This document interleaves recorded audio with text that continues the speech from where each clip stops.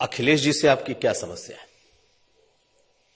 अखिलेश जी मुझसे नहीं समस्या, अखिलेश जी को क्षत्रियों से समस्या है। क्या? वो पूरे हमारी बिरादरी को टारगेट करते हैं। कैसे? मुख्यमंत्री जी को भी देखिए टारगेट करते हैं, सजाती सजाती करके तमाम क्षत्रियों के ऊपर आरोप लगाते हैं। उनको क्षत्रियों से दिक्कत है। नहीं, अभी तो उन्होंने अरे 2022 का इलेक्शन देखिए ना, इसलिए दिक्कत मैं कह रहा हूं कि राजा भैया उनकी कैबिनेट में थे, रघुराज प्रताप जी। उसके बाद जो है आप प्रतापगढ़ में जाते हो मीटिंग करने के लिए, आप कह देते हो कौन राजा? अरे जिसके साथ आप कैबिनेट में 5 साल रहे हो उसको आप ऐसे कैसे कह सकते हो? वो आदमी अपनी बदौलत चुनाव जीत के आया 1993 में, जब सपा बसपा का गठबंधन था पहली बार, तब से लगातार सदन में है। आप उसके बाद सदन में आए हैं। वो राजनीतिक विरासत अपने परिवार में पहली पीढ़ी के सार्वजनिक जीवन में आने वाले व्यक्ति थे। इस तरीके से किसी को आप अपमानित नहीं कर सकते हैं। आप वो अपमान राजा का नहीं था, अपमान जो है क्षत्रिय समझ के। उसके बाद हमको लेके कमेंट किया वहां पर, आप पूर्व मुख्यमंत्री कुंडा में कुंडी लगा देंगे। अरे भाई, कुंडा एक स्थान है, कोई घर थोड़ी कुंडी लग जाएगा। ये सब भाषा नहीं बोलनी चाहिए।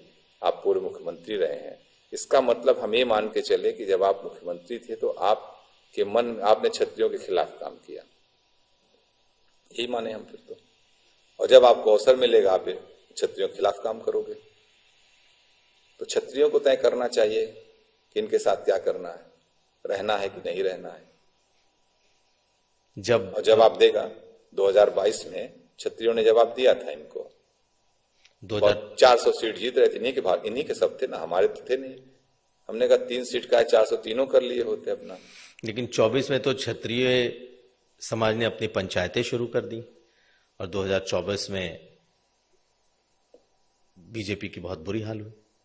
उस वक्त तो अखिलेश बुरी हार नहीं हुई। अखिलेश नहीं, मैं आप जो कह रहे हैं ना वही मैं कह रहा हूं कि भारतीय जनता पार्टी के कुछ नेताओं के वक्तव्य की वजह से भारतीय जनता पार्टी के कोर वोटर शिथिल हो गए थे, जिसका लाभ समाजवादी पार्टी को उत्तर प्रदेश में, जो कि कांग्रेस समाजवादी पार्टी सारे लोग अलायंस में लड़ रहे थे, उसका लाभ ही नहीं मिल गया। उस लाभ को पचा नहीं पा रहे हैं। वो 27 में दूर हो जाएगा, वो गलतफहमी दूर हो जाएगी। लेकिन अखिलेश जी के साथ भी तो धोखा हुआ। कहते हैं कि भाई जब राज्यसभा की बारी आई तो इनके जो करीबी कई क्षत्रिय विधायक थे, सबने क्रॉस वोटिंग कर दी बीजेपी के लिए। और आज उन्होंने हमारे ही चैनल पर कहा कि पीडीए का मतलब मेरे लिए जो ए है उसमें अच्छे अगड़े भी हैं, अच्छे अगड़े। ये तो डेफिनेशन देने की बात है। उनको बहुत चिढ़ है। किससे है?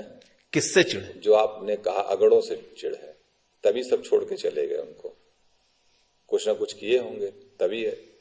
हो सकता है तमाम बातों से कोई रुष्ट रहा हो, कुछ बात रहा हो, कुछ ऐसी बात बोले, इसीलिए कोई जुड़ना नहीं चाहता है। आप किसी को इंडिविजुअल ले सकते हैं, लेकिन मतदाता आपके साथ नहीं आना चाहता है, आम जनमानस आपके साथ जुड़ना नहीं चाहता है, क्योंकि आपकी बोली भाषा ऐसी हो गई है। समाज देखिए, हम 21वीं सदी में जी रहे हैं, अगड़े पिछड़े, अरे सबको भारत के नागरिक के रूप में देखो, सबको अपने अपने बात विचार अपने विचारों से जीतिए लोगों को।